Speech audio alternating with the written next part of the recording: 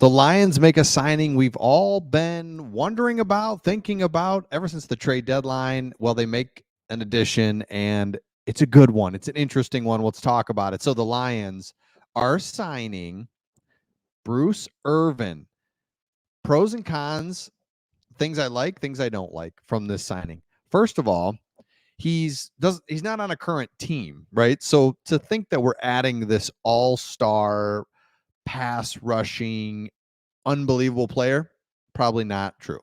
But it's a player that I think has a lot left in him still, and it's like, hey, I don't need you to have a 10-year career from here on out. I just need 1 year. I need half a year from you to help the Lions get to the playoffs and make a couple and win a couple games in the playoffs and get to that NFC championship game. And then from there, who knows?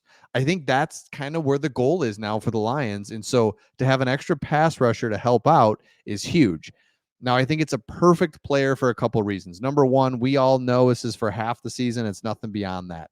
In fact, he's going to start on the practice squad, which he'll start there, but Vaitai went on IR. So there's a roster spot open and ready for him. So maybe he doesn't even play this week. Maybe he doesn't play the next couple weeks, right? It's to get this guy going for a stretch run. He's a 2012 first round pick. He played in 103 games, 55 sacks. So he knows how to get to the quarterback, has a good feel. Here's what's cool and some of the positives that I really like about this. He started 10 games last year for the Seahawks. Now he's bounced around to a couple teams.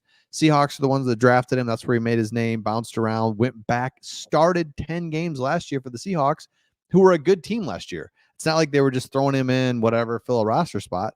They were a good team, playoff team last year. Over that span, he had 24 pressures, 3.5 sacks, 5 tackles for loss, 9 quarterbacks hits. So he's still got a little juice left in him. Okay, so positives, right? And I don't want to overhype this guy because he is 36 years old. He was on the streets. So it's, again, but he's performed just last year.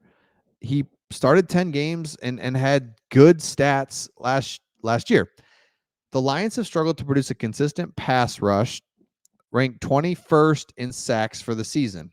And here's why it's interesting is because you look at our competitors, you look at the San Francisco 49ers, they've got Bosa, they've got other players, and they add Chase Young. It feels like good teams are really adding to the pass rush, and they feel that's what you need in December, in January, in the playoffs, a pass rush. Eagles are doing it. Those are the top teams that we're kind of looking at. So for us to not do anything and also struggle on defense, it's kind of interesting. And that's why it's concerning because Hutch, we know he's a good player. He's our guy. But outside of that, it's like Julian Aquara, where are you at? Are you going to do something? Nah, maybe. Charles Harris, nah, maybe. John Kaminsky, been kind of quiet this year. Does his role, but he's not a pass rusher guy.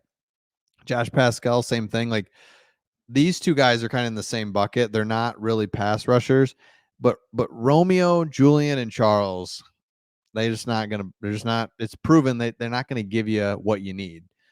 So I think Bruce Irvin's is better. Like, I think right away. But here's what I love about him.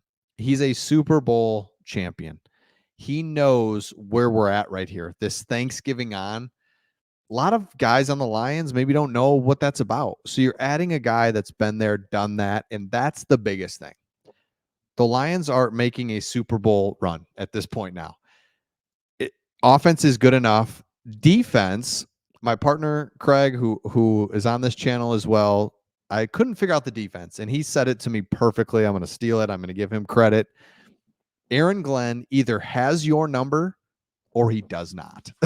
Simple as that. Either he's all over it, he's going to shut you down, or he has no clue, and we really struggle. So this is another little piece that can hopefully help the defense understand what it means to win games late in the season, understand the stretch run, get pressure in late in the season when we absolutely have to have it. So let me know your thoughts in the comments on this one. I think it's a great signing just because It protects us this year. It adds something. Who knows? If he doesn't work, he doesn't work. If he works, cool. But we don't lock anything up financially, long term, give away draft picks. This is just a nice signing. But it also shows me two things though that are a little bit concerning. One good thing, one bad thing. Bad thing is Brad Holmes clearly is like, we need help pass rush, and we're just the best we can get out there on the open market.